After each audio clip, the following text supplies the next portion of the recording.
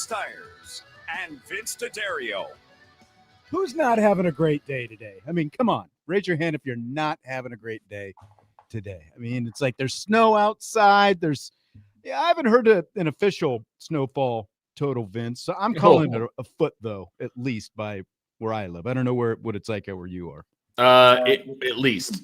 Yeah, at least. It was there's how you do the old how much did it snow on my deck picture that you send to people? Right. You know exactly. what I mean? There's a lot out there, and there was plenty of snow for my kids to jump around in, after the last couple of days. So, yeah, and enough for a snow day. So, you got that going for you. That's right. Life is good. Things were moving a little bit slowly this morning. Salty says it's snowing in Indianapolis. Well, that doesn't happen that often, really. I mean, you got our backdraft, apparently.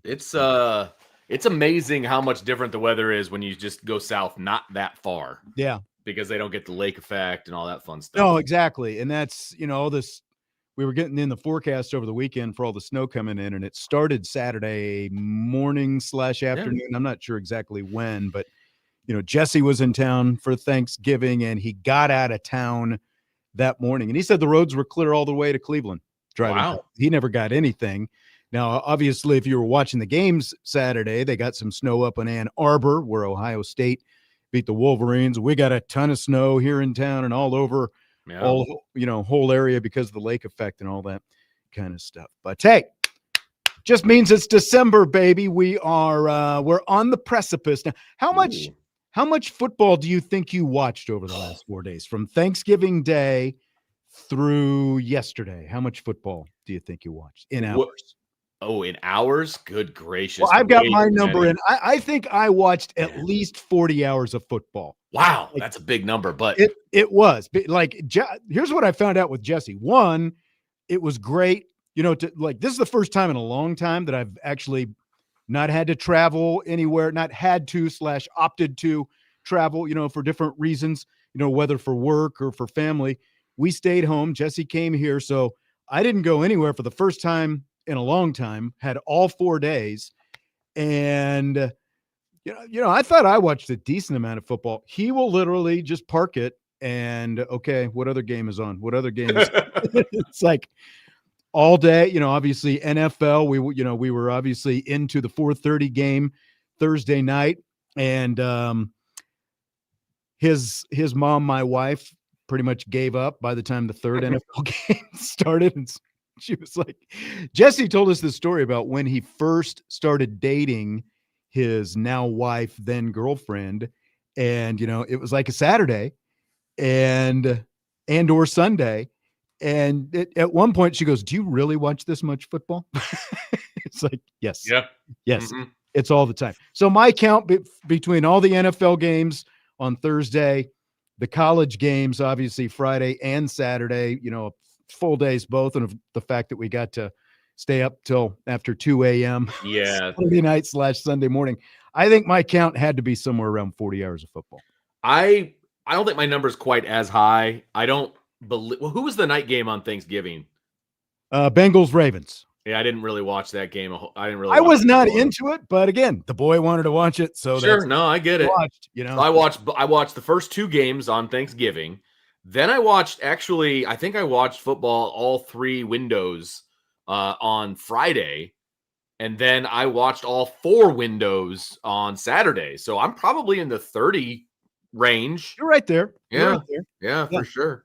Exactly. Saturday was excessive just because of the way everything went down. Because usually I'm doing a post-game show or something during another window of football. But that was not the case on Saturday for obvious reasons. Right. And so I watched every window of football on Saturday for sure. Yeah, exactly. All 4. And I did, my butt wasn't glued to the couch the entire time. Right. Sometimes, especially yesterday, obviously, when I had to get out the snowblower and do some work and all that kind of stuff. But it was definitely relaxing to be able to sit down Friday and Saturday and watch these different games that have both big picture college football playoff implications as well as direct implications to Notre Dame, like the Miami, and we're going to get into some of this stuff here. Yeah, I was way more into the games this I don't want to say this weekend, but like the last 4 days, like I was way more into the games because of the college football playoff scenarios, the Notre Dame scenarios. Like it all meant something, and so therefore they were all interesting. That's not usually the case a little earlier in the season, but it was this past weekend. So I was kind of riveted. I didn't watch much football yesterday, though. I didn't either. Yesterday was actually the least because all the good games, especially like from my perspective, but between I forgot about Bears played on Friday. Black Friday. It's like all the good games and the best teams pretty much played Thursday and Friday. I thought yesterday was a pretty boring day of NFL. I tried to watch some and it was just like, whatever. My team won. This is the third weekend in a row, Vince. The third weekend in a row, the Chicago Bears, Notre Dame, and the Dallas Cowboys have won. I'm just saying. Third weekend in a row. I'm just saying. Here we go. I'm feeling pretty. Let's just say, for the first time in a while, it was a happy day around the Steyers household on Thanksgiving. The Bears have the best record in the NFC. Think about that for a hot second. Like that, there's something. Like if you watch the Bears play, like if you just actually watch them play a football game, you don't think to yourself, at least you shouldn't, that's the best team in the NFC. Like there's no way you have that thought. But they are currently. I don't know how that's possible. They're not really built for the postseason, in my personal opinion, but they got a good record. So here we go. We'll see. You know, like it starts by getting to the postseason, regardless of what you think they're going to do. So at least there's hope. Robert McCall in the YouTube chat says, I watched every game except the Cowboys. Oh, yeah. Well, I watched every game except the game that you really wanted to watch, Robert McCall. Whoever it was, I didn't watch it. That's right. Unless it was Notre Dame, which, of course, we all stayed up. We all stayed up for that. Kudos to you and Brian and Trevor, by the way, for that marathon YouTube show. 30,000 people have watched that YouTube video of you guys doing that live game watch. I looked at the numbers. Wow. More than 30,000 people have watched that live game watch video from Saturday night. That's crazy. We were consistently, in the 4-digit range the entire time, which I thought was pretty cool. But obviously that means people were coming and going.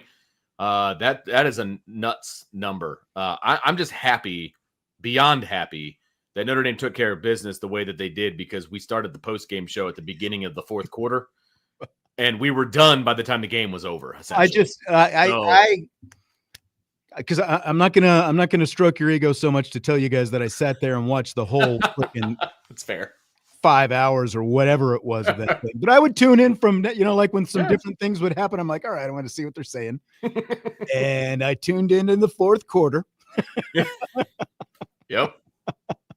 I'm like, oh, I literally, I'm like, I can only imagine what's going on over there right now. And sure enough, here's Vince yelling at people. The College Football Playoff Committee watches the games. They're not asleep right now. And I mean, tell us what the general vibe of, watching that game, say between 1 a.m. and 2 a.m. Eastern time which was pretty much the fourth quarter. Yeah, it was interesting because you had one of two different basic thoughts that were going on in the chat. It was either, this is great, Notre Dame's dominating, it's what they're supposed to do, or the sky was absolutely falling, and it doesn't matter what Notre Dame does, they're going to be out of the playoff because nothing went their way during that weekend of college football. It was really nothing in between, or it was people like, talk me off the ledge, that kind of thing, with, talk me off the ledge with logic, which we had to do multiple times. But, that was the general consensus. And the thing was, and I understand, because it's like, this is what's really sucked about a 10:30 game is I'm also like, it's hard to stay invested for 4 hours in every game as you're watching 40 hours of football. Right. So what am I doing? I'm sitting there and I'm scrolling on Twitter and I'm seeing all the lovely discourse and the back and forth. And there's just all these people, trying to alarm Notre Dame fans and, like with a lot of disingenuous talk. And we'll get into some specifics on that in a little bit. But at the end of the day, while nothing necessarily broke in Notre Dame's favor, the only thing that really went against Notre Dame was Texas A&M losing to Texas. And that's ultimately not going to move the needle one way or another enough to really impact Notre Dame. A&M is still going to be probably one of the top 5 teams. Correct. And Texas is still going to be behind Notre Dame this week. I'm very confident of that. Yeah, no, I'm extremely confident in that, and that one really has no effect whatsoever. The only thing it affected was now we have to hear Texas fans and SEC homers talk about how Texas belongs in the college football playoff, which is not going to happen. And Texas they don't is last year's Alabama. We're going to have to hear all the whining and crying from the SEC team that's not going to get in and how they're deserving. Get it? You played a tough schedule. No, you didn't have to play Ohio State, but you're really not getting in because of the fact that you lost to Ohio State. You're not getting in because you lost to Florida. You're not getting in because you lost to a team that fired its coach in the middle of the season. And I'm sorry, if you're a team that considers itself to be in college football playoff contention and you lose to a team that fired its coach at some point, that's not good for you. That's why you're not getting in. It's not because of any other metric or anything else. Don't lose to Florida, period. Like don't lose to Florida. That was a really, really bad loss, no matter how you look at it. And I love hearing people kind of explain away the fact that they got beat by 25 to Georgia as well. Like that's my favorite. Well, they put some scores on late, and it was a really close game. No, it was not a close game. You got to hand it to you. Sorry. Wayne Miller in the YouTube chat says he disagrees, with the perspective of A&M losing because it allows Alabama to get into the SEC championship game, and they can jump Notre Dame as the SEC champ. The key word is they can. Doesn't mean they will. And they just get an automatic bid if they win that championship. That doesn't guarantee them that they're going to leapfrog Notre Dame. Could they? Yeah, but that could also mean that whether I don't think Georgia is going to fall too far, but it could impact like Texas A&M a little bit more just in terms of how far it could push some others behind. And it's still could. They still have to go out and win the game. So as of right now, Notre Dame has not been impacted.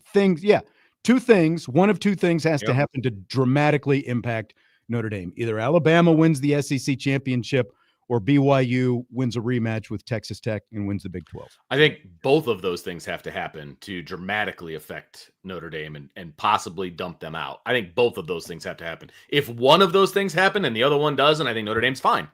I really do. I think both of those things have to happen. And then the giant thing in the middle of all of this is what do they do with Ole Miss? Because this is an unprecedented situation where they don't have a head coach. They don't have an offensive staff.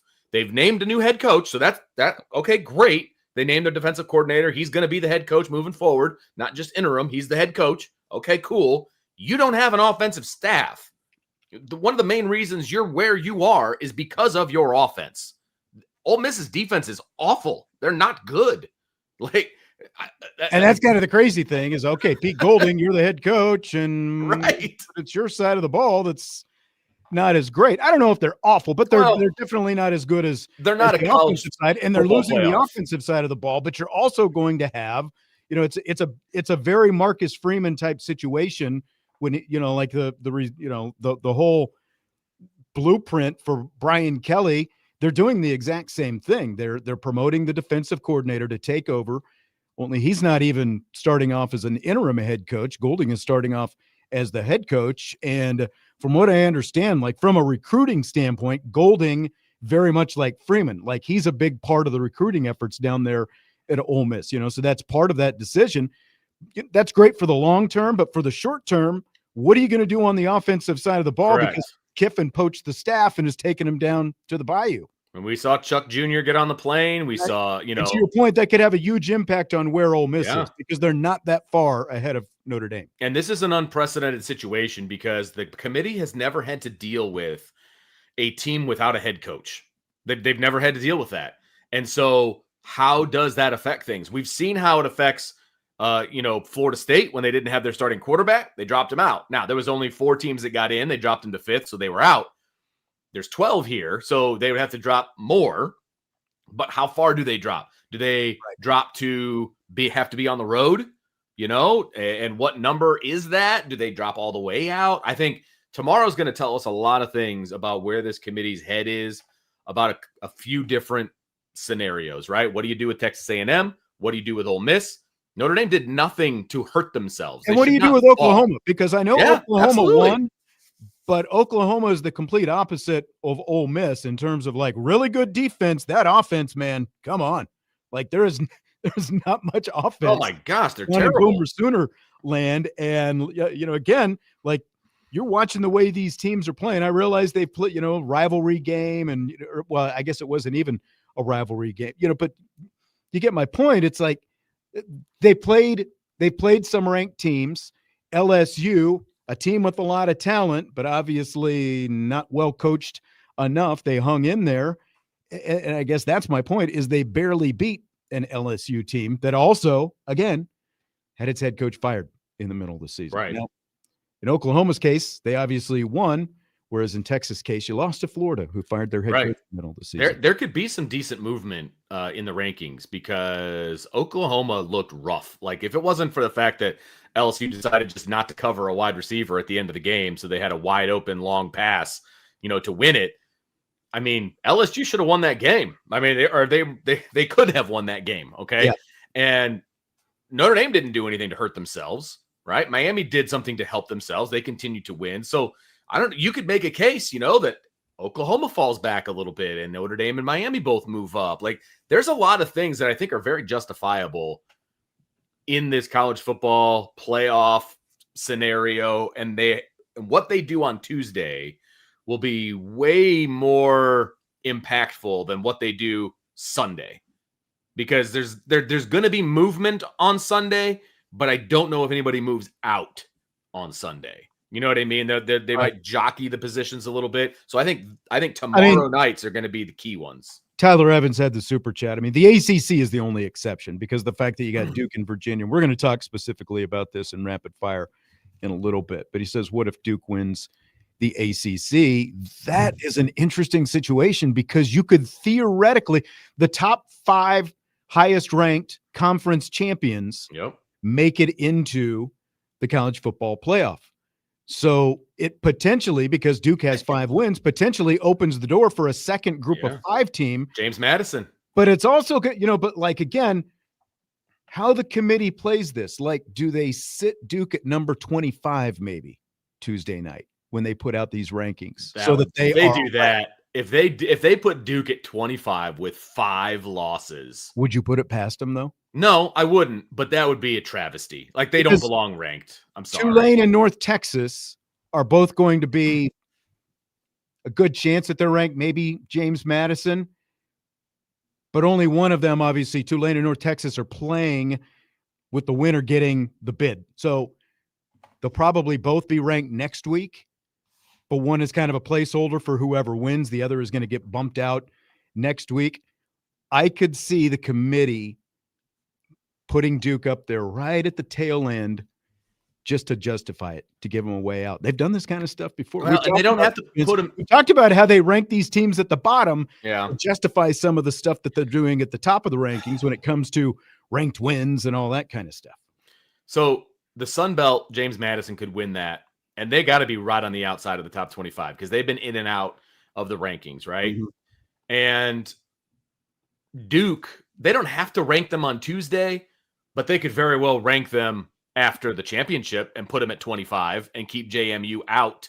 You know what I mean? So then that forces the ACC to get their champion in. I could see that. But if they rank them at 25 tomorrow, I don't see that happening. It just gives them more justification for next week as an insurance policy. It 100% does. I just don't see them doing it. I also don't see Duke winning, but that's a different conversation. You never know. It's the ACC. They're all terrible. So it is. It is. And they are. You're right. All right. We've talked for a long time. We haven't heard any of the Marcus Freeman comments yet. He made his pitch after the game Saturday night, the win over Stanford. We're going to take a break. When we come back, we will hear his thoughts on that, as well as some of his thoughts on his approach to the fourth quarter in terms of playing reserves and how long you keep the starters in and that kind of stuff. He commented on that after the Stanford game. He didn't have a press conference today, but we've got a handful of, I think, very pertinent comments from Marcus Freeman from after Saturday's win, Saturday/Sunday's win over Stanford. And we're going to hear those when we return with Vince D'Addario, Sean Steiner's Budweiser's Weekday Sports Beat with IrishBreakdown.com.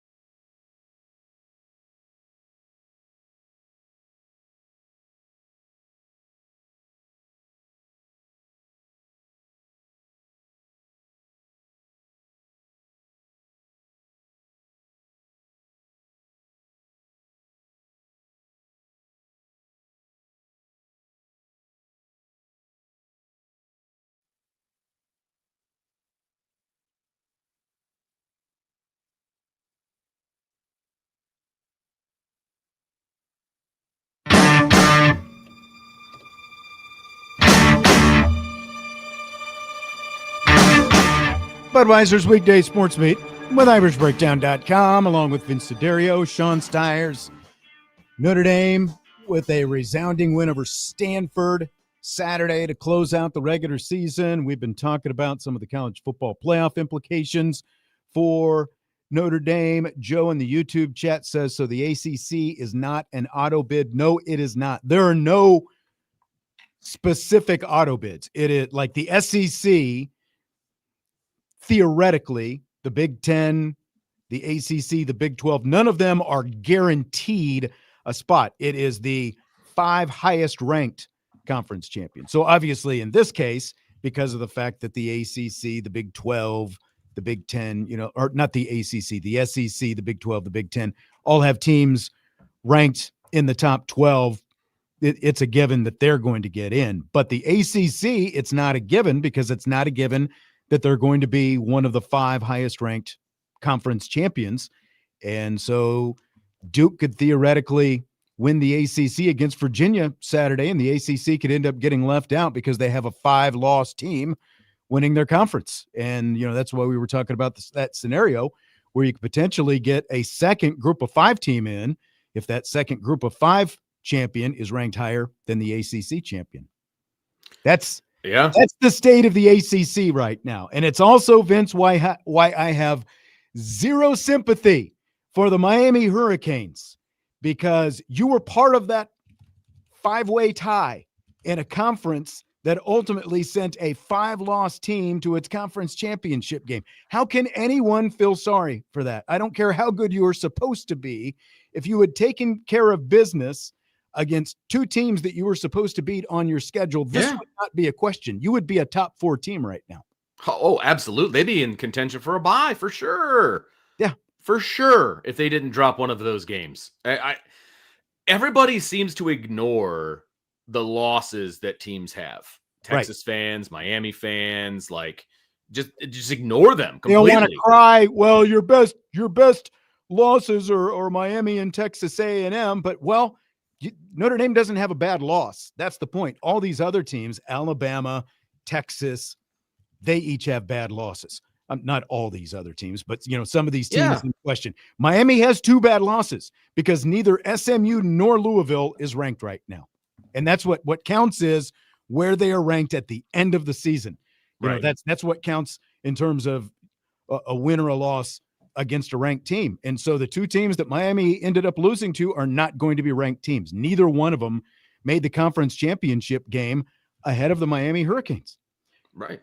I mean, it's super simple. You've got to take care of your business in games that you should win. It's the whole Brian Kelly syndrome, right? It's like, you got to win the games you're supposed to win. And he did towards the end of his tenure. So he racked up a ton of wins. You got to win the games you're supposed to win. And again, I know people have pointed to last year and the fact that Notre Dame lost to Northern Illinois, but what made that so unique is, yes, it was 1 loss against a team that, yes, you should have beaten, but Notre Dame also had one of the better wins in college football because they went on the road and they beat Texas A&M to open the season. So that was part of the dichotomy for Notre Dame, and winning those last 10 games, some of them against ranked teams, is obviously what propelled Notre Dame into the college football playoff and ultimately into the national championship game. So there is a lot of politicking going on now. And Marcus Freeman was asked basically to politic a little bit after the game Saturday night. Freeman was asked to make his pitch for his team to be among the top 12 teams in this year's college football playoff field. And here is what Marcus Freeman had to say.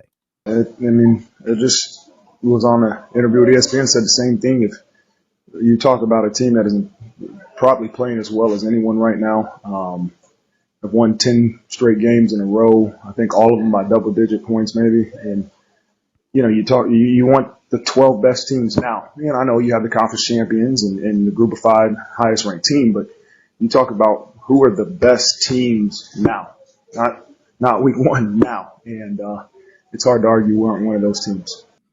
I'll just say Marcus Freeman made his case, Vince, but it is obvious, he does not like to be that guy sitting there sounding like he is whining and crying and standing on his soapbox, beating his chest. He gave the valid points about his team, but he is not doing the Sark. He is, not doing the Brett Yormark. He is not doing all this kind of stuff. He's not doing BYU stuff. I guess, in their defense, they all have teams that are trying to catch up to Notre Dame.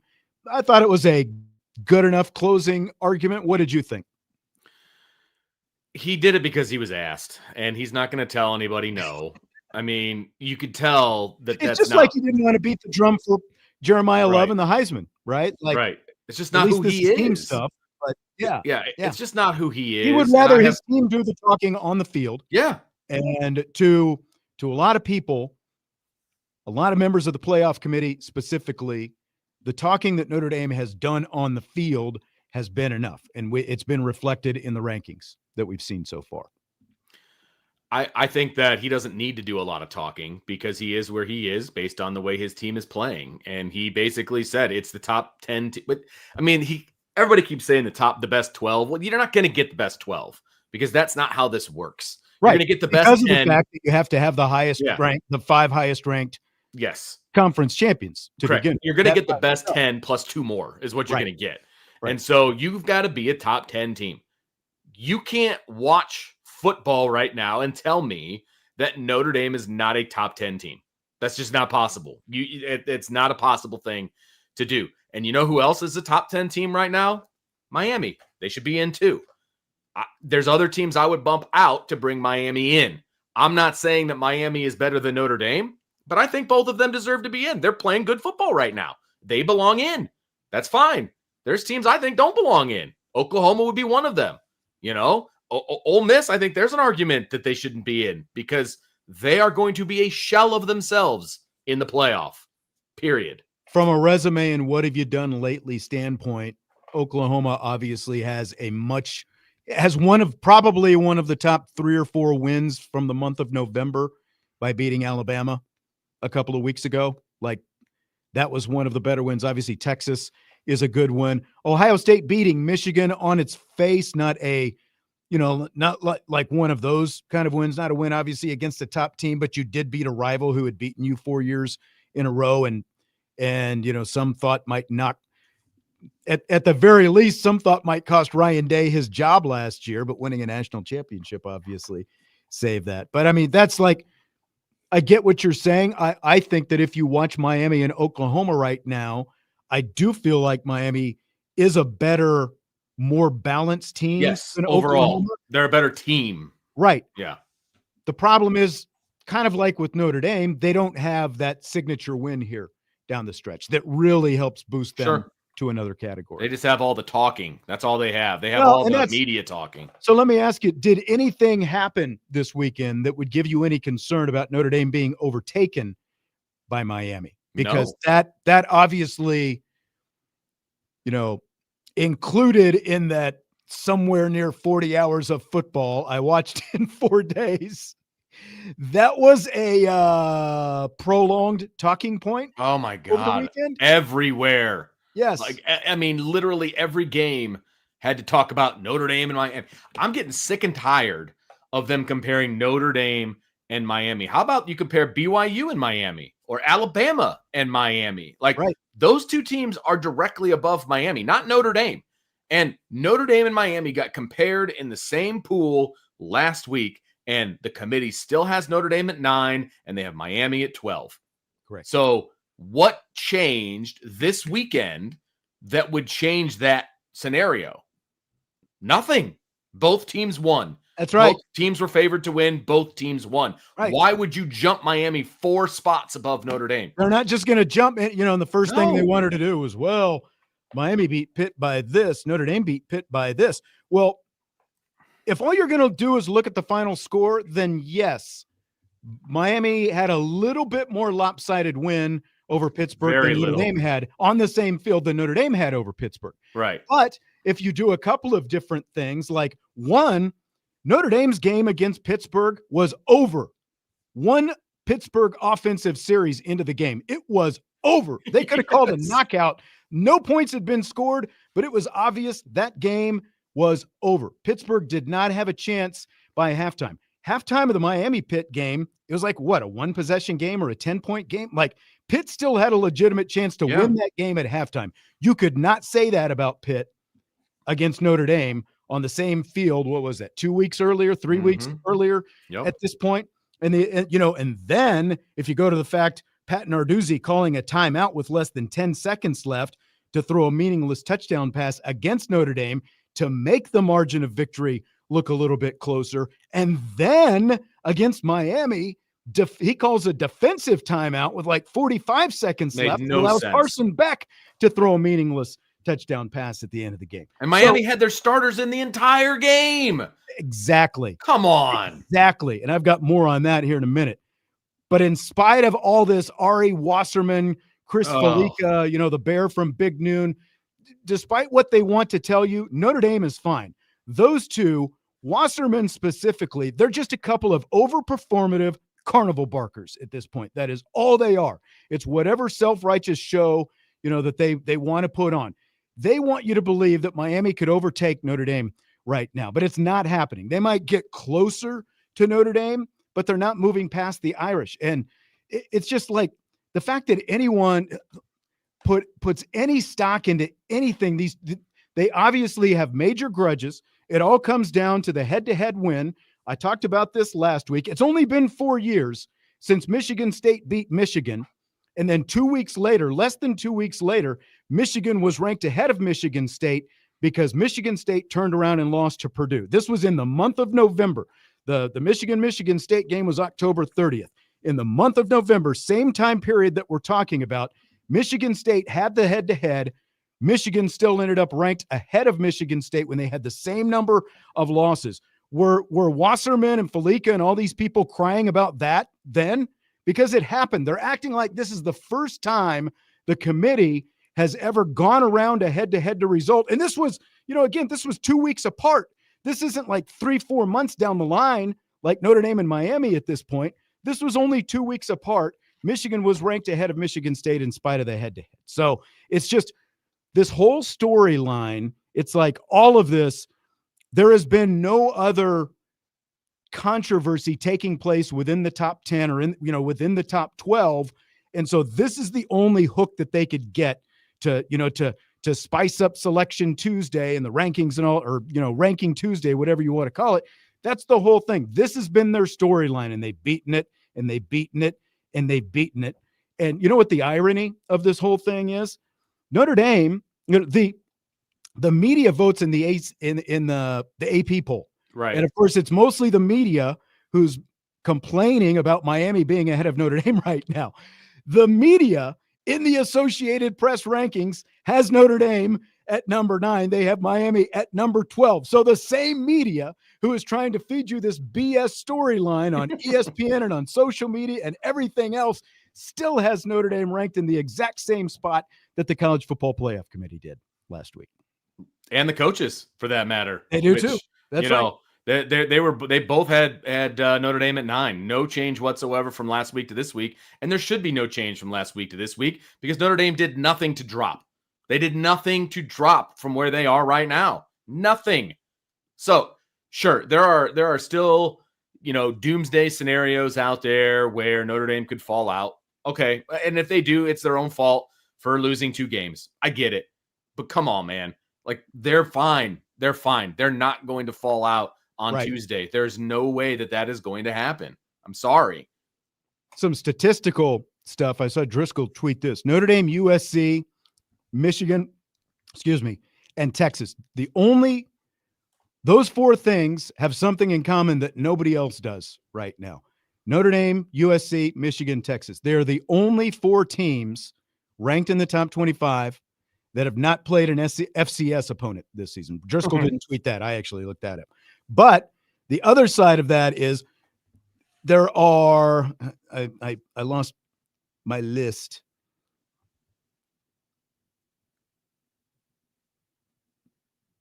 I got sidetracked. Driscoll tweeted, I'll have to see if I can find it. I know what you're saying. Notre Dame is one of, it's like 4 or 5 teams that are also ranked in the top 15 in both scoring offense and scoring. Yeah, it's like 5 teams only that have done that.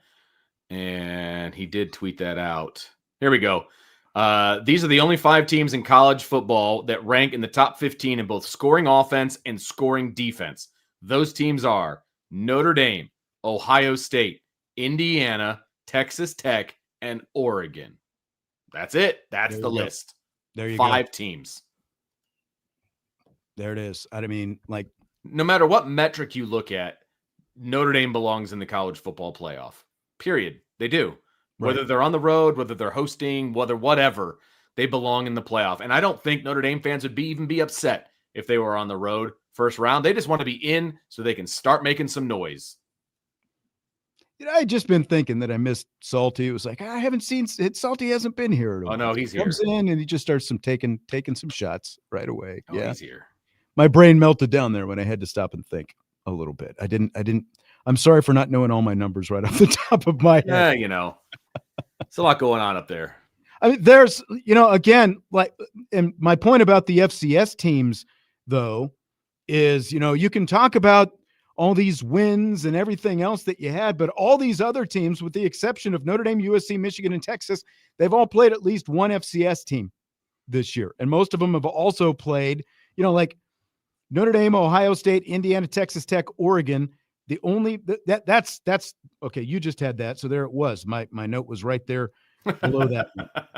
But, Oregon, they've played Montana State, Oklahoma State, and Oregon State. Now, obviously, the last 2 are Power 4 teams, but they're bad Power 4 teams. What's the knock on Notre Dame? Well, you're playing all these bad Power 4 teams. But Oregon lost to Indiana. And, Indiana's good, but they played a 1-game schedule. It was Oregon. Ohio State is very good, but their season was about Texas and Michigan. And again, all these teams have played at least one FCS opponent this year. Texas Tech, basically had a 2-game schedule against BYU and against Arizona State. They played Arkansas, Pine Bluff, Kent State, and Oregon State this season. Come on. There's no way that you can convince me that all those teams are head and shoulders, better than Notre Dame, when you look at the fact that they're out there playing these FCS and really bad low-level group of 5 teams. Notre Dame played the group of 5 team that went to the college football playoff last year and is in a conference championship game again this weekend. And they played a Navy team that, quite frankly, nobody wants to play. Nobody wants to schedule Navy year in and year out. Nobody wants to play them in that option offense every year. And I don't think Notre Dame gets enough credit for that just because they beat them. It wasn't that long ago that Navy struck back and beat Notre Dame, but that's a thing of the past now. They should do the same thing that they do for basketball when they're talking about resumes and all that. They don't count like FCS type wins. Those don't even count towards your resume. Right. And they shouldn't count towards your resume in college football either. If you are going to schedule an FCS team, a 1AA team, whatever you want to call them, if you go out and do that, that should not count towards your resume. That should not count as a win. Right. Exactly. Period. Right. And, the NCAA selection committee uses these quad wins. Right. Quad 1, quad 2. Yeah. Where the teams are ranked and all that kind of stuff. And it does shift throughout the season, again, based on rankings and stuff like that. But I think that maybe the college football playoff committee needs to do something like that. And like absolutely, you said, an FCS win should not count on your resume as a win. It should be one less win. And then you'll stop scheduling those games. Yeah. And yes, I realize that those 1AA teams need those games to stay afloat and all of those kinds of different things. Okay, I get it, but they shouldn't count towards your resume. Not everybody's 10 wins are equal to everybody else's 10 wins. Notre Dame has 10 FBS that's wins. Right. And that's, again, I've been beating this drum all season long, but the Big Ten and Kurt Cignetti, and they all want you to believe because they're playing a Big Ten schedule, it means something. Well, Cignetti played an FCS team, and they played 2 bad group of 5 teams, along with the fact that they really had a 2-game schedule, 1.5-game schedule, really, in the Big Ten in terms of the level of competition they were playing. Just because you're in the Big Ten doesn't mean you're playing some great, brutal schedule. I've said it again and again and again. Okay. Take our last time out this hour, and then we'll come back. We'll hear Marcus Freeman's thoughts on his fourth quarter philosophy, and we'll save the Jeremiyah Love stuff for the second hour in rapid fire. Jeremiyah Love's injury, we will get into that in rapid fire in hour number 2. But another comment or two from Marcus Freeman when we return and wrap up this first hour. Budweiser's Weekday Sports Beat with IrishBreakdown.com.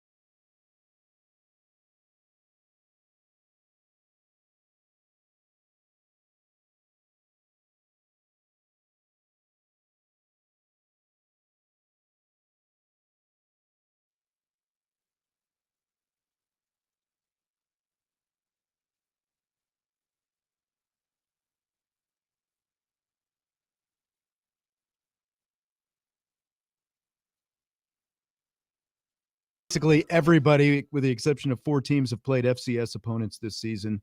John in the YouTube chat says Notre Dame has scheduled FCS opponents, and as a lot of people pointed out, one ever. And that was a very unique case of a couple of different things. One, Notre Dame opened up the season against Navy in Ireland, and they scheduled that FCS game for a couple of different reasons. As Salty Virginia Peanuts points out, as a favor to Eddie George in funding his historically black college efforts, done for the right reason. And it also essentially, coming off that trip overseas after the last time they had done it back in 2012 when they came back and struggled to beat Purdue the next week, they essentially scheduled an FCS team to give them a bye without actually having a bye in the second week.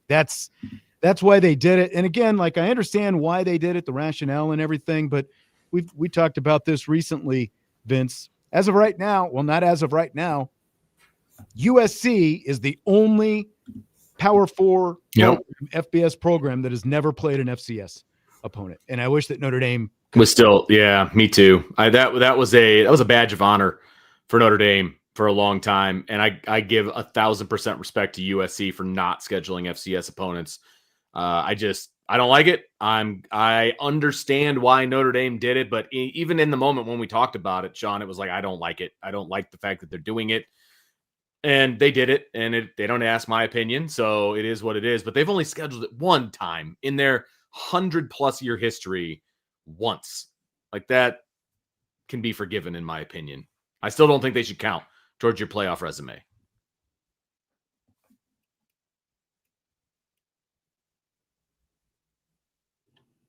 Can you hear me? I can now. Okay. I did. Oh, that's what it was. You've heard the music the last 2 times I played it, haven't you? Yeah, so we're going to have one of these getting dinged on YouTube nights. You know what? Just let it fly. It is what it is. People were enjoying it. I was enjoying it. I wish we could do it all the time. I like the music. That's why, I have like music that I like is our music beds, but yeah. I know. All right, here's one final comment for Marcus Freeman this hour. We'll have more from him and Jeremiyah Love in rapid fire in the second hour. He kind of stuck with the starters a little bit longer than usual, even though it was a 42-3 lead in the second half.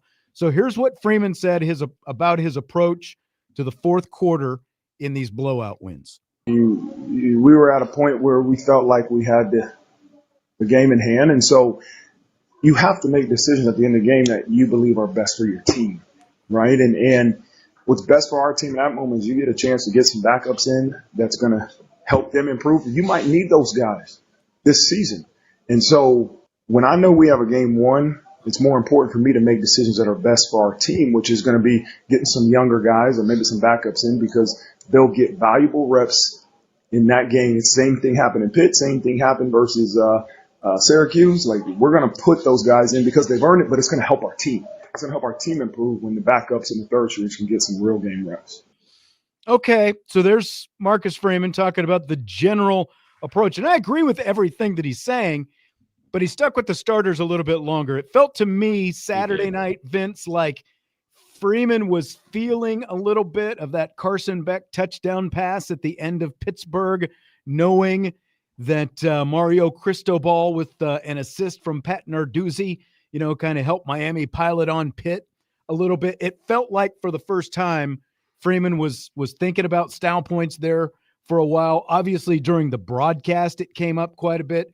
You're probably lucky because you didn't have to listen to the idiocy that was coming out of the ESPN broadcast during that game like a lot of us did. I did mute it for a while. It's hard for me. I like at least some sound coming out of my TV, but I had to for a while. But let's just call it what it is. Like that's what it felt like to me. It felt like he rode with the starters a little bit longer than usual. They were questioning whether or not he should have taken him out. So I don't know. You can answer it in whatever way you want. How he handled it Saturday versus how he has handled it for the majority of this stretch where they have blown out so many teams. I think he's handled it the way a football coach handles it. We talk about his comments, not wanting to stump for his team. he doesn't stump for his team in the game either. He coaches a football game the way a football game is supposed to be coached. When you get to the point where you've got the game won, you get some other guys in the game, you get them in some experience. That's what you're supposed to do. Now, could it someday come back to haunt Marcus Freeman because he doesn't run it up enough or he doesn't get enough points? Yeah, it could. It could. I don't think it will this time. At the same time, I also think he kept the starters in a little longer than he normally would have in this game. Exactly. But he did. I mean, he didn't do what Miami did on Saturday, which was keep the starters in the entire game against Pitt when they had that game in control at the end. Notre Dame took guys out of the game. Like the second string played for a while in the game on Saturday night. Or Sunday morning, however you want to look at it. And so he didn't fall completely into the narrative of you've got to score a bunch of points, but I think he maybe kept the offense in a little longer. He was leaning in that direction. Right. But he'll never keep the starters in the whole time when he's got the game in control.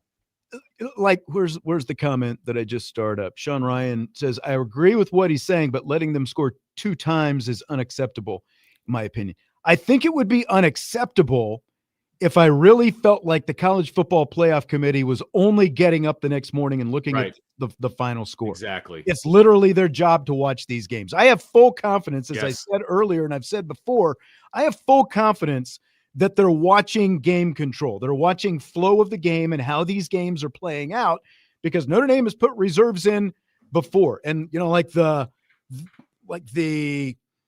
basically 24 points is kind of the magic number, like in terms of what determines margin of victory, that kind of thing. So like they to allow for this kind of stuff, because they don't want the Signettis and Cristobal's of the world just riding with their starters all the time and running up scores all the time out there. Like if that's what they want to do, like Marcus Freeman said after they played Pitt, like everybody's kind of got their own way of doing things. Here's what I find interesting though, because I went and looked at how Notre Dame, I think that you can get an idea for how Notre Dame has approached some of their blowouts versus how Miami has approached from some of their blowouts from what I'm about to rattle off here. When you look at the snap count of the starting quarterbacks, CJ Carr, Carson Beck for Notre Dame and Miami. Carr has 688 snaps this year. Carson Beck has almost 100 more, 776 that Carson Beck has. The most Carr has played is 72 twice. The fewest he's played is 22. That was against Syracuse. He's played 40 snaps once as well. 82 against SMU is the most Beck has played. The fewest, I was talking about FCS opponents a minute ago. The fewest snaps in a game Carson Beck has played this year, 42 against Bethune-Cookman. That is the fewest he has played. They have rode with their starters a vast majority of the time this season. Miami has, compared to Notre Dame, who has given the backups a lot more time than Miami has. And again, the playoff committee is watching this stuff. They know when Kenny Minchey is out there that it's not the starting quarterback and it's a different set of circumstances. And the fact that Notre Dame is still scoring 3 touchdowns once the reserves are in the game in that 70-point, blowout. Kenny Minchey has played 87 snaps. Emory Williams, Miami's backup, has played 49 snaps this year. So almost half as many snaps Miami's backup has played compared to Kenny Minchey this season. Like, to me, that tells you a lot about how these two different teams and coaches have been approaching these blowout situations. Marcus Freeman, with Saturday, was a little bit of an exception where, as we said, he veered to the side of style points, it felt like a little bit. But by and large, he has given the backups plenty of opportunities, whereas Miami has been much more about calling timeouts at the end of the game, throwing on, I'll just say it, garbage time, type touch, like what should be garbage time, but the starters are still out there. Like, Miami has approached this completely differently. It is funny.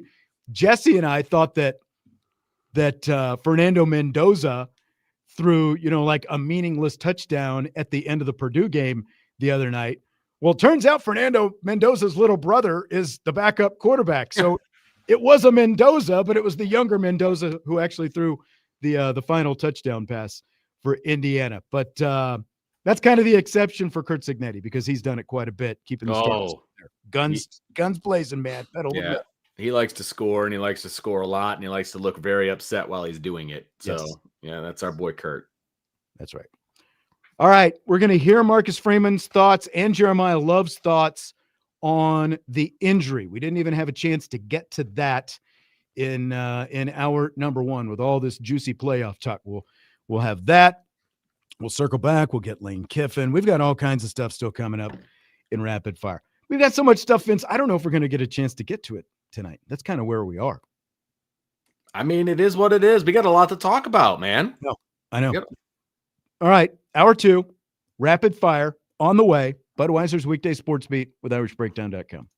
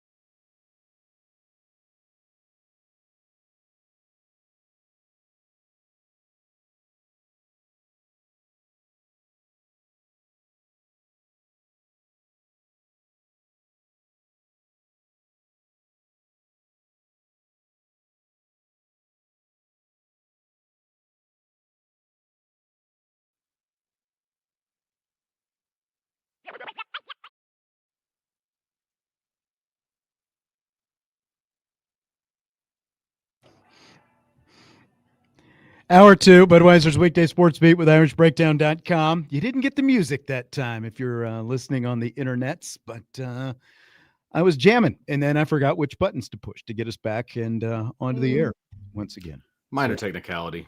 I know. Have you seen Vision Quest, by the way, Vince? Someone was asking. Yeah, I saw that. In the YouTube chat.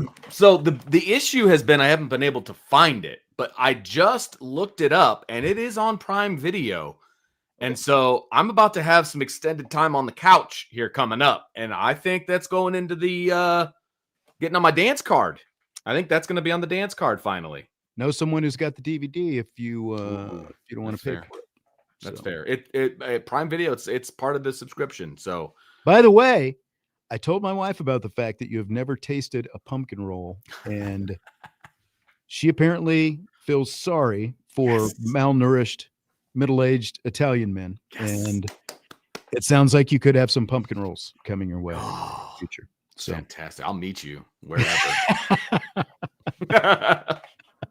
Do your kids like pumpkin? Like, how into pumpkin? I think some could take it, some could leave it. Okay. I think though there will be some. I will have to guard them. I was going to say you're going to have to make sure that you give yourself an adequate supply. 100%. We were talking about the pumpkin rolls last week, not to get totally sidetracked, but as we get into rapid fire and more important stuff. But so it was like after the show Wednesday night, and I told my wife, I mentioned pumpkin rolls, and she said, I didn't make any pumpkin rolls. And everyone in the family gave her the look like, what? And she ended up staying up for an extra 2 hours to bake the bread, roll the bread out, cool it off, and she made pumpkin rolls. So we were all very thankful for Stacy. She thought she was able to get away with it, huh? I know. Wow. A lot of good stuff. Okay.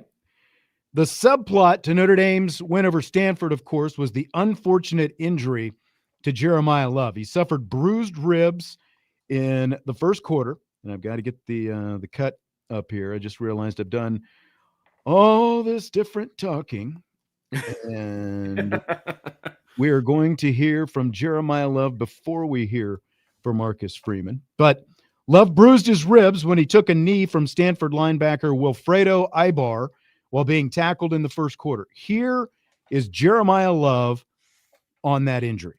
So initially, I think the guy just fell on my ribs, like bruised it. Went into the tent. I felt like I was good immediately, but they wanted to make sure I was good, so they took me back to do extra just tests. Everything came out right. Just a bruise, but I felt good immediately after. They looked at me and all that type of stuff. Just had to build up back my confidence. Go out there and hit or get hit. Confidence built back up and just felt good. Okay, so there's Jeremiyah Love. Of course, he did come back into the game. We'll talk about that in a little bit. But do you think the Wilfredo Ibar knee to the ribs of Jeremiyah Love was a dirty play, Vince? It's tough because we're kind of talking intent here. I felt like the tackle itself looked awkward and that he did not have to put his knee down where he did. And then I felt like he left it there longer than it needed to be. It didn't look good to me. It didn't look like a natural tackle. Especially after three other guys had taken him to the ground and he's laying on his back on the ground. It did not feel natural to me. So, I hate to throw that label on this guy, but it didn't look natural.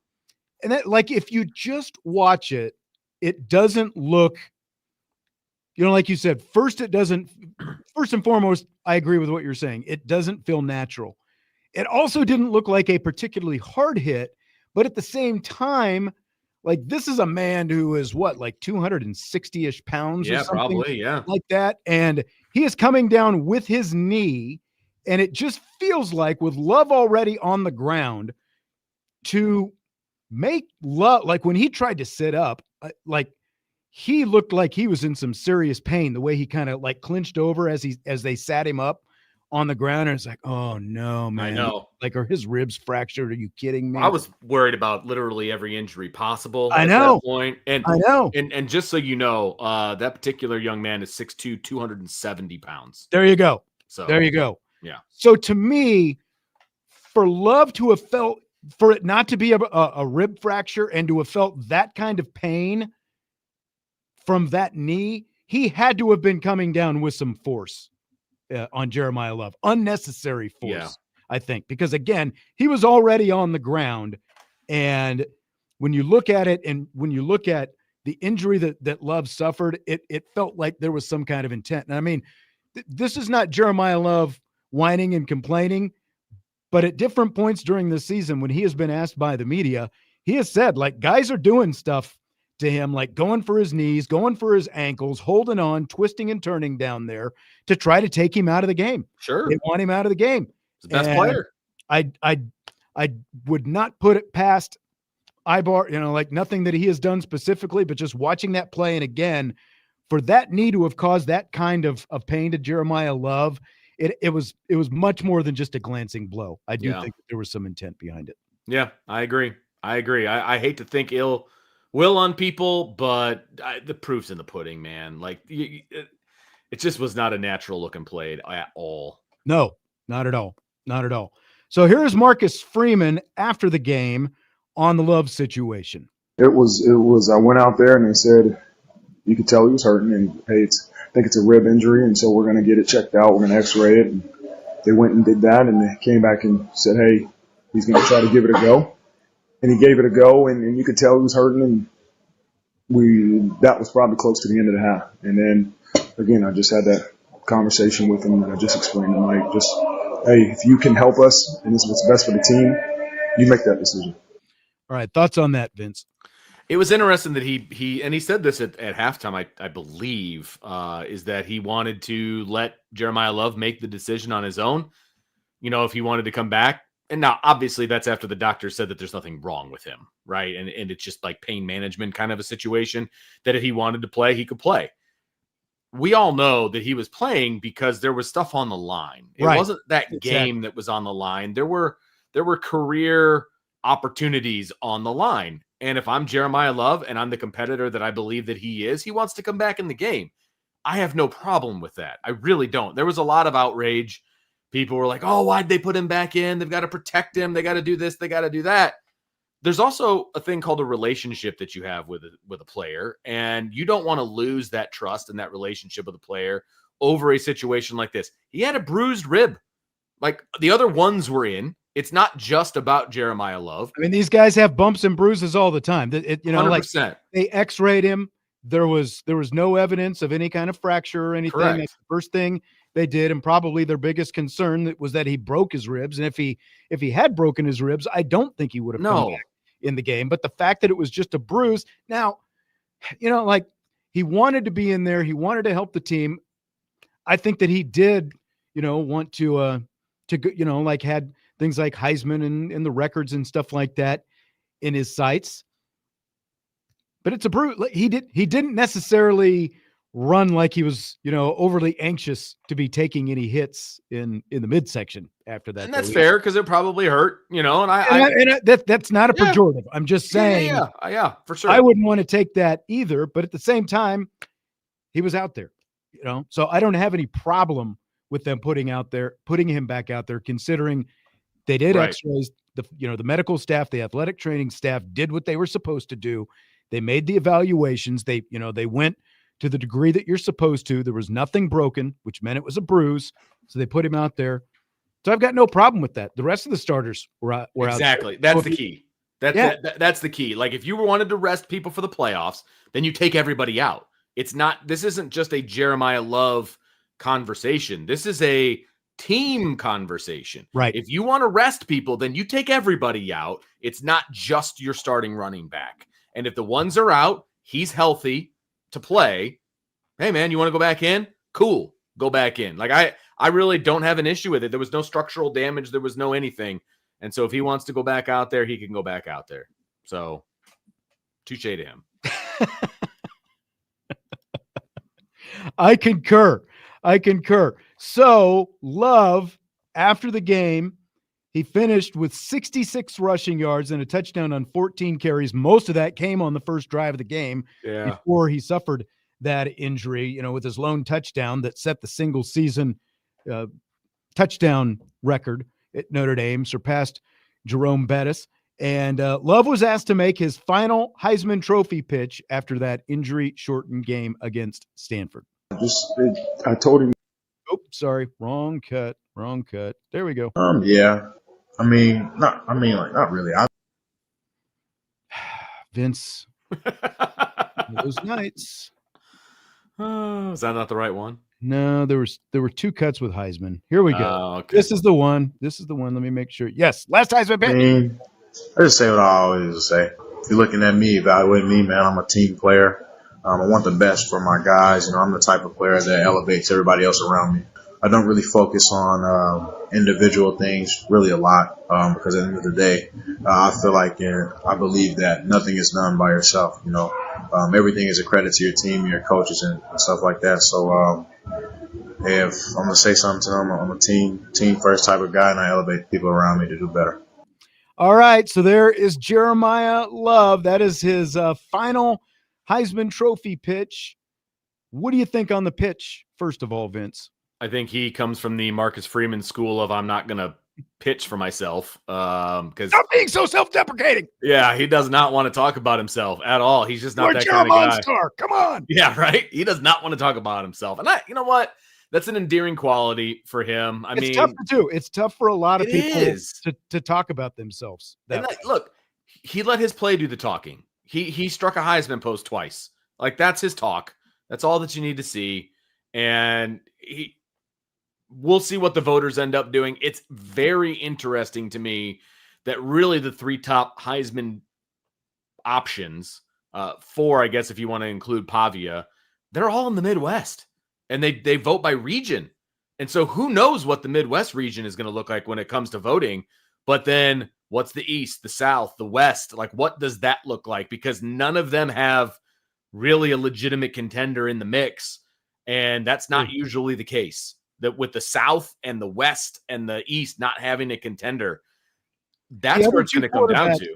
The other 2 quarterbacks don't have any more impressive numbers than Jeremiyah Love. Agreed. You're comparing quarterbacks to running backs. And, Jeremiyah Love can't help the injury. He was injured and he was limited. And then it turned into a blowout and there was no reason to have him in the game. I mean, obviously what everyone was hoping was that Love is out there on the field for most of the first half. He busts off a couple big runs like he always does. He has over 150 yards and 2 or 3 touchdowns, and you call it a day. It's like he's got all these school records. He makes his final case for Heisman, and he walks off the field, and that's it. It didn't go that way. The fact that he was injured, though, doesn't take away from the fact that, again, he had 4 yards on the first drive alone and the first touchdown of the night before the injury. So, the fact that he was injured doesn't take away from Jeremiyah Love's greatness. It doesn't take away from the fact that he is still the best player in college football. It takes away from none of that. You just didn't get the highlight stuff to go with it, and that could impact the voting ultimately. But the other 2 guys, like most quarterbacks, most not all, but the other 2 guys, Mendoza and Sayin, are predominantly there because of the fact that they are the quarterbacks of 2 teams that are undefeated and are going to play in the Big Ten championship game this weekend. Right. Yep. Absolutely agree. And our boy Robert McCall says Carson Beck should win the Heisman. He's number 1 in TDs in the last 30 seconds of every game. Yeah, it's fair. It's going to be interesting. Are his Heisman hopes still alive? Do you think he has a legitimate chance to win it? Yeah, they're alive. You can't pin the Heisman Trophy on the last game of the season against a terrible football team. It's what he's done all season. And he did set, the all-time touchdown, record for Notre Dame, running backs. That's big. That's massive. Somebody said that, Mendoza and Love are the only ones that set school records. The bar wasn't set terribly high at IU. Okay. They've been playing a long time, but before last year, they were the worst football team in college football all time. The worst. And so the bar wasn't set super high. There have been a lot greater running backs that come through Notre Dame compared to quarterbacks who have gone through Indiana all time. Right. You're talking about former Heisman Trophy winners. You're talking about Jerome Bettis, Vegas Ferguson. Like, you're talking about some legit people that Ricky he was passing, to get these awards. Like, Reggie Brooks. Completely different situation. So is he going to win? I'm not going to say that, but I will also say he still has a chance. He's still going to get invited to New York. Darius Walker. Just yeah, you could just go down the line, man. Rattling off the top of my head. Yeah. Greats who have come through Notre Dame. All right, we're behind on breaks. We're going to take it. We're going to come back. We're going to talk everyone's favorite topic, Notre Dame, Miami. That is coming up next in the college football rankings that are coming out. We've still got Lane Kiffin talk on the way and more. Budweiser's Weekday Sports Beat, Rapid Fire, and IrishBreakdown.com.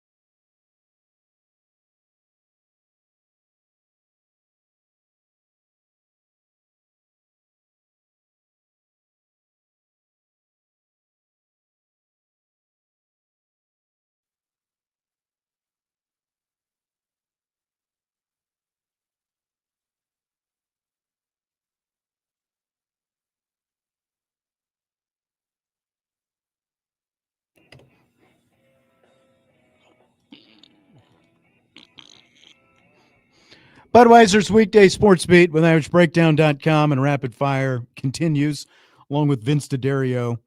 I'm Sean Stiers.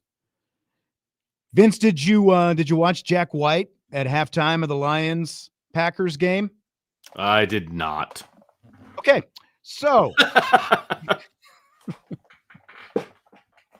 come on, Vince. Halftimes for bathroom breaks and filling up on food. All right. Open your mind one of these days. Listen to music. Music is a broad term. Fill in the blank. The way ESPN and its Game and Answers handled the Notre Dame versus Miami head-to-head debate over the weekend is blank. I've been thinking about this one for a little while. It's just, I don't want to say unprofessional because it's not like they're being unprofessional. It's lazy. It's a lazy take that's out there for clicks. That's the thing for me. I'm embarrassed for them. Like, do they go home and look in the mirror and they're like, man, I made a really good argument on the air today? Or is it like, man, I wish we could stop talking about Notre Dame and Miami? Is this something coming from on high that they have to talk about? I mean, obviously they've got, the graphics and all of those things like ready to go. So they know that they're going to talk about them. It's just, it's such a tired argument that I'm very surprised that they're just still hammering home with it. It's a tired, lazy argument. And again, like before the Lane Kiffin stuff happened, it's really been the only argument that they've had, and they've beaten it just into the ground. What I think was the most, like disappointing, maybe that's like Bob Wischusen was calling the Miami Pitt game. And I don't know, like, I know you said you watched that game. I don't know how much you were listening to them. Like, did you notice the multiple times that he went in? Like he made the snide remarks about Miami having the head-to-head win. Oh yeah. Notre Dame all the time. Yeah. Well, guess what? Turns out Bob Wischusen is a Boston College graduate. Huh. Well, like, do you think he's got, an axe to grind against Notre Dame? And then Dave Fleming, who was calling the Notre Dame game. And, like, we all know what that second half turned into with the, I know like people are talking about the Andrew Love Fest. Let's not talk about the team that is most likely going to the playoffs. Let's talk about the one celebrity standing on the sideline who's not even a coach. He's the general manager, like it all got about that. But they also, like they were beaten into the ground. The fact that Marcus Freeman had left the starters out there a little bit, him and Brock Osweiler. And then they got into the whole Miami Notre Dame thing. And that's really where I had to hit the mute button because it's freaking 1:30 in the morning. And we've been hearing it all weekend long. And now I've got to watch the Notre Dame game and I've got to hear these doofuses talk about it too. Like, just call the game, call the game that's in front of you. Don't let your narrative get in the way of the game that is actually in front of you. That, by the way, more Notre Dame people have tuned in to see than anybody else at that time of night, right? Correct. Like, well, it turns out that Dave Fleming, who was doing the play-by-play for ESPN, a Stanford grad. There we go. A double. He had both an undergrad and a master's from Stanford. So, like, you've got two guys calling these games, and it's like they're beating these narratives, and it's obviously not just them. It is just so tired. And I've already talked about, like Ari Wasserman, like that whole thing. It's like, get off it, get over it. It's happening. And nothing that you're going to say is going to change that at this point. Nope. The committee has told you what they think about Notre Dame. They have told you what they have thought about Miami week after week after week. And this is not the precedent. The precedent was set 4 years ago when Michigan State beat Michigan and then lost to Purdue the next week. And then 2 weeks later, Michigan, despite the fact that they lost the head-to-head to Michigan State, was ranked ahead of Michigan State in the college football playoff rankings. That's the precedent. They set the precedent 4 years ago, but none of these rubes want to talk about that. All they want to do is hit a lazy narrative. And it is so lazy because not once in any of these arguments do I hear about Miami's losses. Do I hear about the fact that they lost to two unranked teams? Right. Not once do I ever get to hear about that. Not once when we're talking about Texas do we get to hear about the fact that they got beat by Florida, who just announced a brand new head coach. You don't get to hear about any of that kind of stuff. It's just whatever fits their narrative. And the only thing that fits the Miami narrative is that they won the head-to-head. Congratulations. You won the head-to-head. That's part of the argument. It's just not the only part of the argument. That's the thing. It's not the only argument. There are other pieces to the argument that you have to take into consideration. And nobody wants to do that. That's the problem, except for the committee. And at the end of the day, the committee is the only one that matters. Josh says the ESPN crew was awful, but what else are you going to talk about in a blowout? Well, for one thing, again, this wasn't just limited to the Notre Dame Stanford game. Like it happened in the Miami Pitt game as well. And I'm sure it happened in some other games. And I didn't watch all of game day, but there was a lot of stuff going on there as well. There are plenty of things that you can talk about. Like you can talk about Notre Dame's resume as opposed to just the head-to-head win and beat that drum. from the whole time. Like specific to the playoffs, that's really all they talked about was they kept wanting to come back to the head-to-head win and how you get around. Like you can talk about Notre Dame's resume and what they've done in terms of game control. There are a million different things. I mean, like the fact that there's a guy named Meyer on the roster and they weren't even prepared, and he plays quarterback, and they weren't even prepared for that when he first came in the game. They go to a break. Obviously, someone on the ESPN production crew, and I know that there are at least a couple people who are Notre Dame alums who work in some of those production crews. And, I don't know if maybe one of them was on that particular crew, but maybe they, happened to say, hey, by the way, Charlie out there, that's Rick Meyer's son. Do you know who Rick Meyer is? One of the all-time great Notre Dame quarterbacks, drafted number 2 overall in the NFL draft. That's his son. Yeah. And they finally mentioned that. Maybe talk about that. Yeah. Maybe talk about that, And if you're going to talk about the CFP and if you want to talk about the Miami Notre Dame argument, how about you actually use facts and facts that aren't just the ones that other people are spewing? You can have that argument if you want, but how about talk about all of the other things that the committee looks at besides head-to-head? There's other things that they talk about. I don't understand why nobody ever brings that up. Like, if you want to have that argument, do it.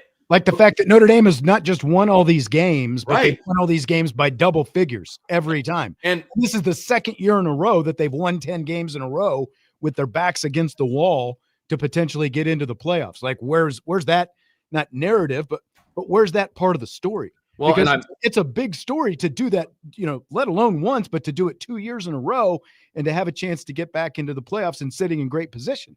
Like, that's a big part of the story that you need to be telling as well. And here's the other thing. I would imagine, and I didn't listen to them because we were doing our live game watch. My guess, when they were talking about the Miami Notre Dame conversation, the words BYU and Alabama never came up. They probably never brought those two teams up, not once.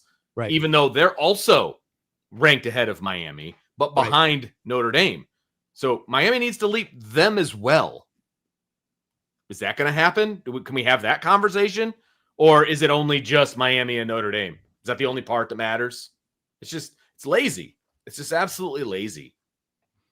Bernie says, how about, oh, by the way, Robin said they turned down the TV and listened to the radio, guys. That's the only way to go. Like, that's how I grew up doing it. I wish I had the patience to do it now, since there's like the delay on TV and the streaming and all that different kind of stuff. But I wish I had the patience to do it. If like I need to figure it out though, because I do it for women's basketball. So there's that.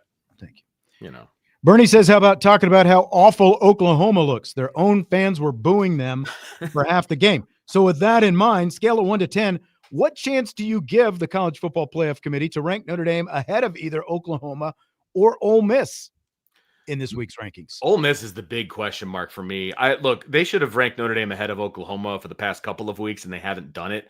And so on a scale of 1 to 10, I'll give it like a 3. I think there's a chance, but I don't think there's a good chance. I think they'll go chalk, basically. Because as I'm looking at my rankings from last week, right, and you go down and I put a little W or a little L next to every team that won or lost, outside of Texas A&M, every single team all the way down to 14 won their game.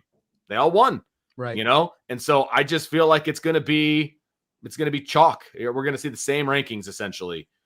It's just Ole Miss is the big question mark on what they're going to do there. That's the big test case, and they're only 3 spots ahead of Notre Dame. How is the committee going to handle this with, like, not just losing the head coach? Ole Miss is only 2 spots ahead of Notre Dame. They're 7.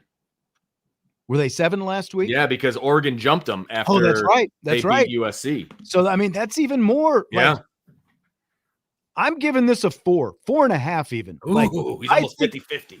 And we're, this again, the question is, will Notre Dame move ahead of either Oklahoma or Ole Miss? And Oklahoma's definitely got a bigger feather in its cap for going out and beating Alabama. Like, they've got some nice wins. I'm not going to take anything away from them. They do have a fairly inexplicable lopsided loss, 3 scores to Texas, who's sitting on the outside looking in right now. And they also lost to Ole Miss, so like they've got the biggest thing in their favor is the feather in their cap from Alabama recently. But when you watch them on the field, man, that offense is tough to watch. It's why it's why LSU still had a chance to win at the end of the game the other night. LSU was winning, and then it took almost a prayer, long bomb for Oklahoma to win that game. I mean, it's just LSU decided not to guard them. So they did not look impressive. Yes, they won the game, but they did not look impressive. And you should, at least there needs to be a discussion. Notre Dame has the number 4 scoring offense in the nation. Oklahoma's is number 77. When you look at defense, they're closer. Oklahoma has the number 7 scoring defense. Notre Dame is 13. They're both respectable. And again, when you look at where Notre Dame started to where they are right now, the committee's looking at a very good trend in Notre Dame's favor. But that Oklahoma offense, 73 spots behind Notre Dame's offense, and only 1 spot in the rankings separates them, and they struggled at home against an unbeaten team that fired its head coach in October. I think there's a chance. Ole Miss is the biggest test case, though. Yes. Now you've got an unproven coordinator being promoted to head coach. You've got an unproven guy that's going to be leading your team now, even though he's in the building. They promote the defensive coordinator, Golden, but you're losing most of your offensive staff. Like they're following Lane Kiffin down to LSU. And as you said earlier in the show, Vince, like Ole Miss hangs its hat on the offense, and you're losing the biggest strength of your offense in both your head coach and your offensive staff. So I think this is a really interesting case. And I think that there's definitely some wiggle room for Notre Dame to move up a spot or two. And that's the thing. I think that's what Notre Dame fans in particular are getting hung up on. Like, there's more of a chance, in my opinion, that Notre Dame moves up, not down. Right. You know what I mean? Like, they're not moving down. That's what I'm saying. They're not moving down. No. The only thing that's going to move them down is if those upsets happen next weekend. Right. And there's a lot of stuff that has to happen. And for that, like Texas Tech beat the snot out of BYU the last time around. Are we really thinking the BYU is going to be able to beat Texas Tech in Texas, by the way, because that game is held at Wally World? Like, do we really think that that's going to happen? I don't. Do we really? Somebody just said in the chat that Georgia is the most dangerous team right now. Well, they play Alabama. No one's talking about Georgia being the most dangerous team because they have to go out and beat Alabama. If they do that, then they're going to have a bye and they're going to be in great shape in the playoff, right? And Notre Dame fans are going to be Georgia fans for a week, and they're going to be Texas Tech fans for a week, and they're going to be Duke fans for a week, We'll see how it all plays out. I just don't see all of those things happening, but you never know. So someone was just asking in the YouTube chat which coaches are going with Kiffin to LSU. And well, I know for a fact Charlie Wise Jr. got on the plane. I believe the wide receiver coach got on the plane. Right. The strength and conditioning coach, the general manager, they are all going. Obviously, that's not offensive staff, but they are part of it. But there are others, I think, going as well. These are all, none of it has been officially announced, but those are according to the reports that are coming out of LSU land right now. Yeah. And I think the defensive staff's going to stay because the defensive coordinator, got the head job. So I don't see the defensive side changing a whole lot. But that's the thing about this game. How do you go into a game with nobody on your offensive staff? Who's calling the plays? Right. Like, what is that going to look like? Super chat, scale of 1 to 10, 1 not being worried at all and 10 being very worried. How worried are you Notre Dame is left out of the playoff? 1 not being worried at all, I would say a 2. Because there's a chance that if everything goes a certain way, there's a chance that they get bumped out. I just don't see that being the case. So I'll give it a 2, but it's a very low 2. That's where I am as well. The doomsday scenario during conference championship weekend is BYU beats Texas Tech, Alabama beats Georgia, and Duke wins the ACC championship because of the fact that, again, it's the 5 highest-ranked conference champions. And if Duke loses the conference champion, or if Duke wins the ACC championship, there is a chance that they would not be one of the 5 highest-ranked conference champions, and that would open the door for a second group of 5 team to get in. That would be great. Those 3 things, like if all 3 of those things happened, I would be very concerned if I'm Notre Dame. Yeah, for sure.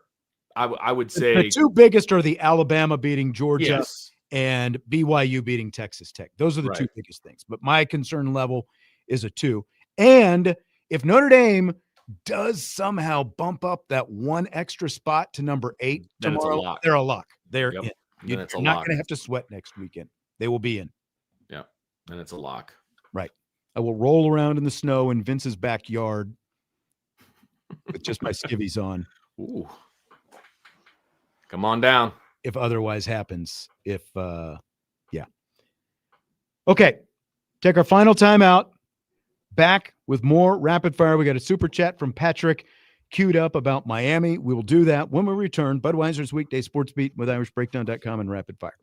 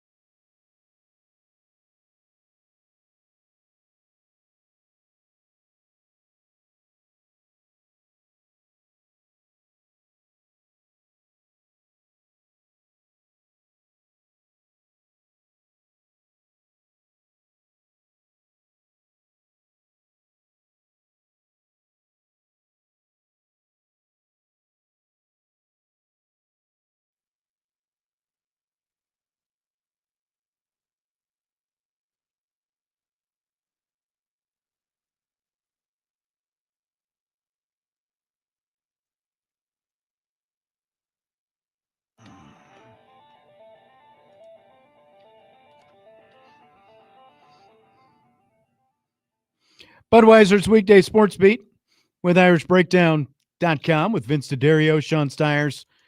We continue rapid fire. A couple people brought up in the YouTube chat the second non-power conference winner taking the place of the ACC. You're right. It isn't even exchange. It's like I was thinking about the math when I saw that comment in the break, and you're right. That they essentially just take the place of the ACC if a second gets in. So that still just spots 10 and 11. So it's still.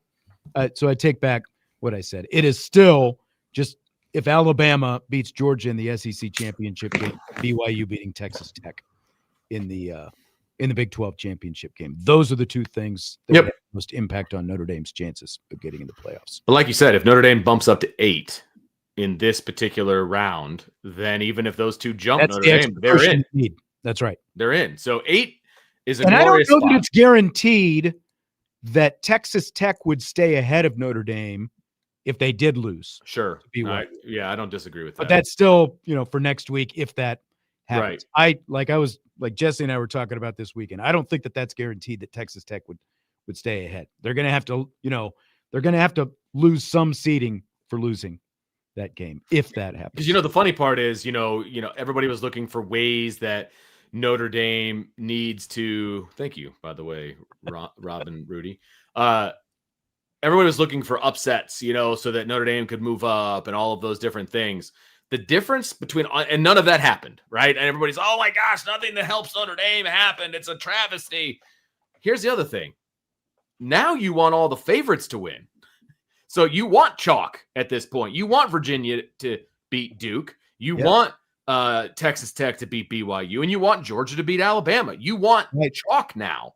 So if that happens, you're in great shape if you're Notre Dame. So now you're rooting for chalk. We're no longer rooting for upsets. You're rooting for the favorite to win.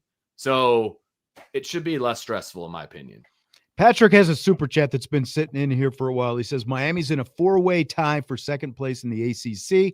They lost to one of those teams, SMU, which means at best they would be third, but they also lost to the 7th place team, Louisville. That would put them 5th head-to-head. The ACC does all kinds of weird ways to do tiebreakers and figure. Well, see, here's the thing. Here's the thing. Do I even have this? So Duke's 8 ACC opponents had the best combined record in league games.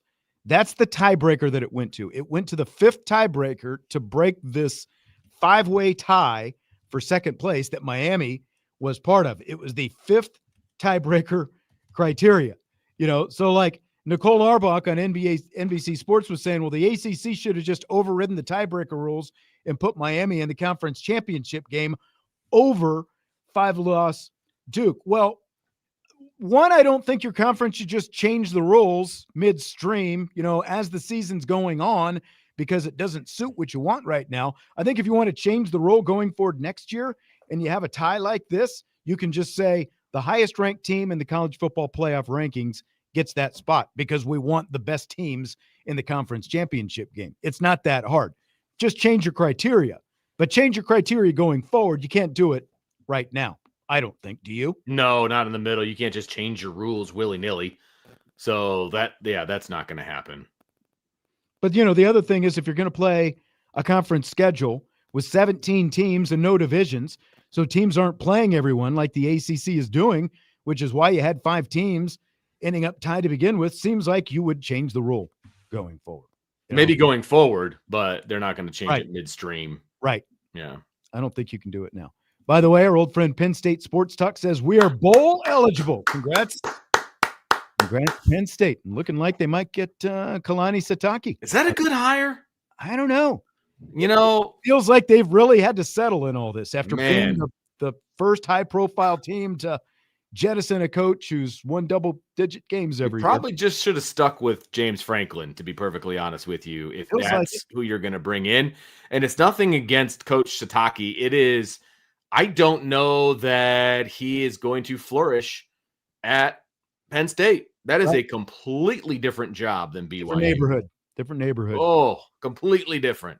ND Forever 72 says we're being way too optimistic about Notre Dame in the playoff. Now, maybe there's just a chance, ND Forever 72, that you're a little bit pessimistic. On this. Maybe I'm going to throw the pessimistic label out there. Because it's really, again, at this point, it's really just math. And in terms of where Notre Dame shows up, like, do you really think that Miami is going to pass Notre Dame this week? All of a sudden, when the playoff committee has been very consistently putting behind Notre Dame? Right. I mean, Vegas seems to think it's a pretty good chance that Notre Dame gets in. Last time I checked, right? Yep. Well, we didn't get to the Lane Kiffin stuff tonight. I guess it's just as well because Jesse loves him some Lane Kiffin. He likes to talk about Lane Kiffin. I'll be curious to see what he thinks about Mr. Kiffin tomorrow. Great stuff, Vince. Enjoyed it as always. Fast. I will talk to you again soon. We'll be back on tomorrow's show. Great stuff. Appreciate you joining us live both on the radio and on YouTube and the chat. Budweiser's Weekday Sports Beat with IrishBreakdown.com.